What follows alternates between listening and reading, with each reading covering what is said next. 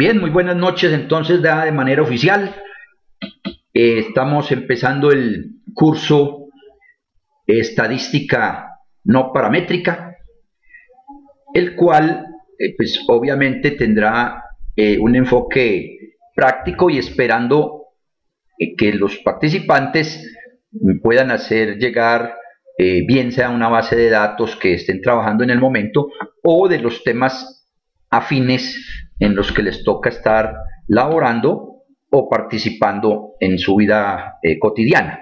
Es claro también que estas técnicas de la estadística no paramétrica definitivamente ya son un apoyo fuerte al tema de la investigación. Por lo tanto, también entonces es prudente mirar en qué temas o en qué temas sobre todo se está trabajando y podernos enviar o comentar las variables y las bases de datos en lo posible para abordar algunas de ellas. Bien, vamos a iniciando entonces y agradeciéndoles pues obviamente la confianza a todos. Vamos a mirar acá, que ya los saludé antes de empezar la grabación. Y a algunos otros se les enviará los videos. Lo primero, como también me gusta en algunos momentos arrancar, es el tema de una especie de conducta de entrada. El tema de la conducta de entrada apunta a eso, a mirar cómo estamos, qué solidez se tiene en algunos conceptos muy, digámoslo, muy por encima que se abordan en este primer momento, pero que con eso podemos tener un mejor direccionamiento del curso. Aquí le dimos el clic, se me quedó ahí pensando, mientras vamos llegando a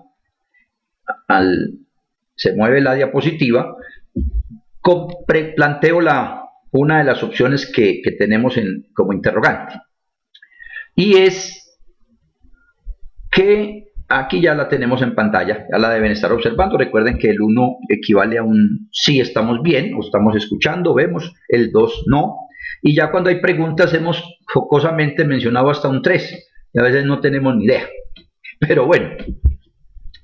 Aquí nos dice un primer enunciado.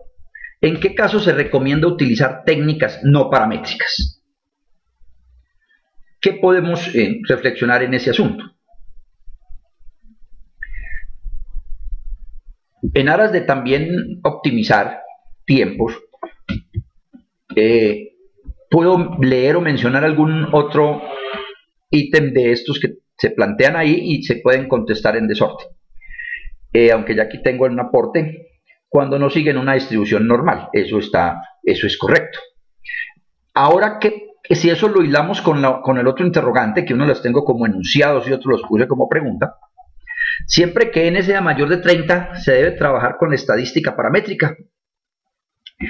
O sea que aquí, aparte de la opinión que ya me expresaron, cuando no sigue una distribución normal, ese era un concepto o un criterio mejor, pero hay otros que al menos se van visualizando siempre que n sea mayor de 30. Bueno, ahí están las respuestas, dice que no. ¿Cómo pudiésemos justificar un poquito el por qué no o el por qué sí? Sin embargo, claro, es correcto, puede ser que yo tenga 1000 datos y sin embargo no se comporte de una manera acampanada. Pero también es cierto, y aquí hay otra diapositiva más adelante, no solo es obviamente cuando no sigue una distribución normal, y esa es la prueba que se hace, pero también hay casos que se hacen referencia a mirar algunos parámetros, ¿cierto? Y en esos casos, cuando no vamos a analizar esos parámetros o no hay ningún parámetro para hacer alguna prueba de hipótesis, por ejemplo, entonces se utiliza la otra estadística que estamos iniciando hoy. La prueba de Smith-Kolmogorov se sugiere como una prueba para definir si unos datos provienen de una distribución exponencial, Poisson, entre otros. ¿Qué opinamos? Puede que ahí estemos menos fuertes, porque son ya más específica el tema, la pregunta, y eso implica que Smith-Kolmogorov es una de las pruebas que vamos a abordar hoy, y está encasillada dentro del tema no paramétrico. Prueba Smith-Kolmogorov. Bien. A ver el 2 o el 3. Porque el 3 dijimos que es que ni idea, ¿no? El 2 es que no es así la cosa y el 1 que sí. Bueno, ahí que puedo mencionar.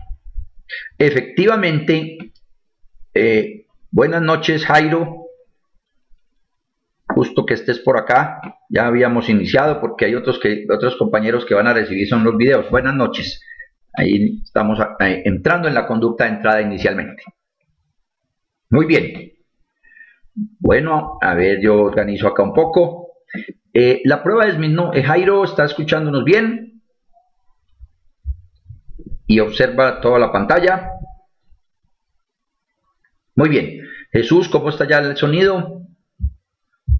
Perfecto. A ver. Jesús, ¿estás escuchando ya más continuo? Muy bien. Bueno, entonces decía que la prueba de Smith-Kolmogorov efectivamente permite realizar pruebas de bondad de ajuste y no solo para el tema de la normalidad. También podría uno mirar con esta prueba si unos datos provienen de otras distribuciones y no solo continuas, como sería la exponencial, sino que también de alguna otra como es la Poisson, que es muy relacionado a la inversa de la exponencial. Pero entonces sí sirve para otras comparaciones, digamos. Ahora, la prueba de Shapiro-Wills se sugiere como una prueba para identificar normalidad para muestras mayores de 50. De alguna manera, ustedes han participado en otros cursos, ya de pronto se ha mencionado el tema, pero quise traerlo aquí a colación para las otras personas que igualmente mirarán esta información. ¿Algún comentario sobre esa primera interrogante? Yo creo que quedó claro que ya lo tenían también de alguna manera más o menos identificada esta situación. La prueba de Kolmogorov se puede utilizar, la de Shapiro no necesariamente, la de Shapiro es más para valores menores, entre otras cosas. Bueno, entonces ahora avanzamos un tanto y ya de alguna manera todos conocemos esta primera partecita. Sin embargo, la traté de modelar un poco. Estadística no paramétrica. Son procedimientos estadísticos que no realizan hipótesis sobre parámetros. Era el tema que hablábamos ahorita recién. En regresiones, por ejemplo, uno se habla de que el beta 0, o sea, el coeficiente de la pendiente, era igual a 0, o el beta 1, que es el intercepto mejor, o la pendiente, eran iguales a 0, podrían ser iguales a un número específico. El tema del ρ, o sea, las correlaciones iguales a 0 o diferente de 0, etc. Ahí estaríamos utilizando de alguna manera parámetros. El mirar diferencia o mejor, razón de varianzas, etc. Pues bueno, ahí no la aplicamos, esta estadística aplica más para otro tipo de formulaciones de hipótesis. Y también, como se menciona ahí en una síntesis, se puede aplicar a datos de tipo cuantitativo y cualitativo.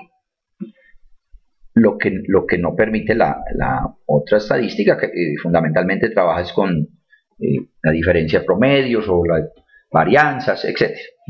Y también permite, bueno, la cualitativa, la muy usual es una de ellas es la chi cuadrada.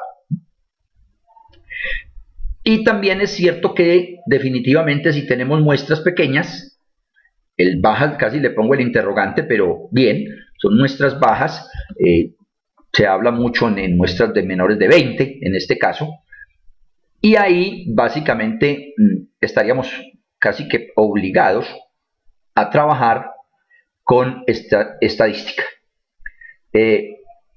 Sí, los datos no paramétricos sí permiten hacer inferencias también.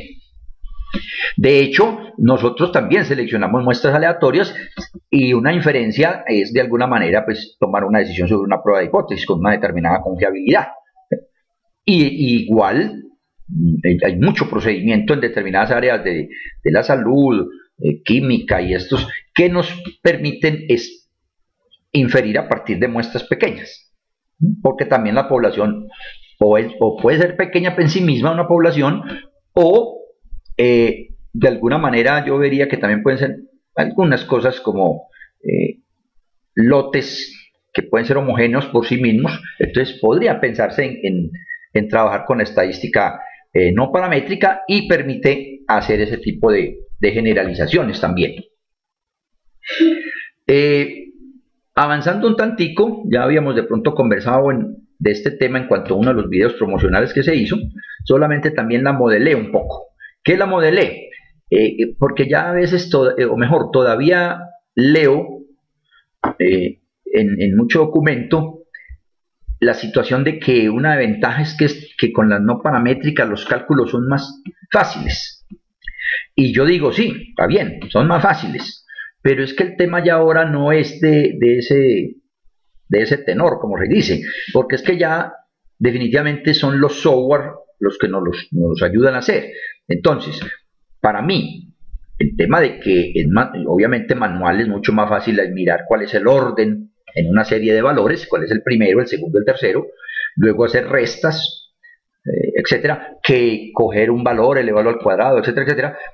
Es obviamente más fácil hacer eso que otras operaciones más complejas, pero ya no lo veo una tal ventaja para mí, porque de todas maneras hacen los software, hace unos y otros, y a nosotros como, digámoslo, analistas de la información, pues nos tocará mirar esas salidas. No obstante, en el enfoque del curso, sí mostraré brevemente, sin hacer énfasis de pronto, en algunos manejos manuales, pero como por mostrar el sentido de la prueba. Pero definitivamente el objetivo más grande es el otro, interpretar las salidas, que también sí son mucho más simples de leer, y ya lo veremos. Pues bien, en esas ventajas que ustedes tienen ahí, que se les envía la presentación, no se requiere de los supuestos paramétricos. Ya sabemos, los supuestos son un poquito de la normalidad, depende de la prueba, pues otros hablarán de homogeneidad, etcétera. Aquí no, todos esos supuestos se quedan fuera. Podemos usar variables no numéricas, muestras pequeñas, que a veces toca hacer eso. En el tema de Luz, que espero también entre más tardecito, miré su video, Luz Elena, pues definitivamente está trabajando algo el cuerpo humano, microbiotas es el tema, y definitivamente me ha conversado en varias oportunidades que las muestras tienen que ser pequeñas, entre otras cosas porque ya hacer una medición en laboratorio de lo que se está midiendo es supremamente oneroso, entonces todo eso influye. ¿Sí? Muestras muy costosas, y eso sucede mucho en áreas del conocimiento de la salud y muchas otras, pero entonces las muestras tienen que ser bajitas. No estamos hablando entonces en un tema de pronto de muestras, de encuestas, de estudios descriptivos generales, porque ahí pues usualmente sí se trabajan muestras grandes. Bueno, y cuando no se conoce la forma de la distribución, no mejor, también se habla de cuando hay distribuciones libres, de libre distribución, o sea, no se tiene ninguna forma usual o conocida, o es muy disforme, pues se utiliza la estadística no paramétrica. Pues bien, como desventaja se está mencionando ahí el menor información de la variable, porque trabaja más con rangos, y los rangos sabemos bien que es un valor de mayor a menor, o sea, una resta, y algunos otros tienen alguna otra manejo diferente a ese, pero en general sí tienen menos, las fórmulas están diseñadas con menos información que las pruebas paramétricas. Es menos potente, pero eso también hay que aclararlo. Es menos potente cuando los n son iguales. Y además cuando es adecuada la paramétrica. Es decir, si yo tengo 50 datos y claro, pues me cumple supuestos de que es unos datos acampanados, etcétera, pues y cumple los demás supuestos, entonces yo digo que esa sí es más eficiente que la otra. Claro, por lo mismo que dijimos ahora, las fórmulas son más refinadas, utilizan mayor información y por lo tanto tienen mayor potencia. Pero en aquellos casos que definitivamente no apliquen, pues si no nos cumplan los supuestos, ahí no hay nada que hacer. Es la no paramétrica la que necesitamos. así sean los Ns más grandes que lo presupuestado en la parte teórica. Bueno, avancemos otra diapositiva, todavía de conceptos. Esta es más de algunos elementos que se van a abordar en el curso, pero aspiro mover otros que he venido leyendo también, que cada vez van avanzando alguna que otra pruebita surge más, pero aquí hay las más comunes. Ahí tomé un poquitico de goticas. Bueno, vamos a abordar el orden más o menos de lo que tiene el SPSS, que es nuestra guía. Y hay entonces pruebas para una muestra, pruebas para 2 y más de 2. Y ahí está el esquema binomial, chi cuadrado, que tiene diferentes opciones. En el documento que envié hoy, espero les haya llegado, me confirman con un 1 si les llegó, que decía que para química, pero cuando yo lo leí, mejor dicho, aplica esos primeros conceptos iniciales para todo. Entonces, la chi cuadrado de homogeneidad, de independencia, de bondad de ajuste, es una prueba supremamente útil y muy usada, entre otras cosas. Jairo me confirma si le llegó el documento también, así no lo haya podido leer aún.